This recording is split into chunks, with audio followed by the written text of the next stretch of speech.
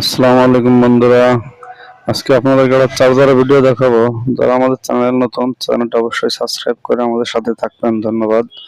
তাহলে ভিডিওটি শুরু করতে যাচ্ছি। আজকে একটা দেখাবো আপনাদের অটো রিক্সার চার্জারগুলো কিভাবে রিপেয়ার করতে হয়। একটা ভলিউমটা দেখেন নষ্ট হয়ে গেছে। ভলিউম 1 2 3 যত নাম্বারই বাড়ান না কেন চার্জটা হচ্ছে না, তার মানে ভলিউমটা নষ্ট হয়ে গেছে। আমরা রিপেয়ার করব কিভাবে? এটা নতুন চার্জার নেব। এই দেখেন চার্জারটা, ভলিউমটা নিয়ে আমরা পিনগুলা একটার সাথে একটা অ্যাডজাস্ট করে নেব। আগে থেকে করে রাখছি আমরা অবশ্য। এখন আমরা জ্বালাই দিচ্ছি। কিভাবে জ্বালাই কানেকশনগুলো করব? কানেকশনগুলো যদি নর্মাল হয়, কানেকশনগুলো নষ্ট হয়ে যাবে বা গরম হলে ছেড়ে দেবে। সেক্ষেত্রে আপনারা একটু জ্বালাইটা মজবুত করে দিয়ে নেবেন। আপনাদেরকে এটাই দেখানোর চেষ্টা করছি কিভাবে জ্বালাইগুলো দিবেন। আর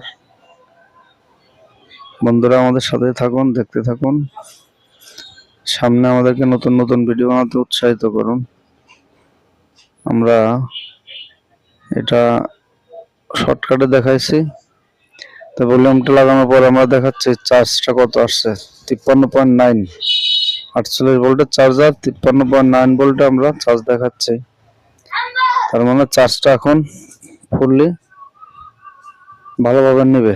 ধন্যবাদ সবাইকে আমাদের সাথে থাকার জন্য। আসসালামু আলাইকুম।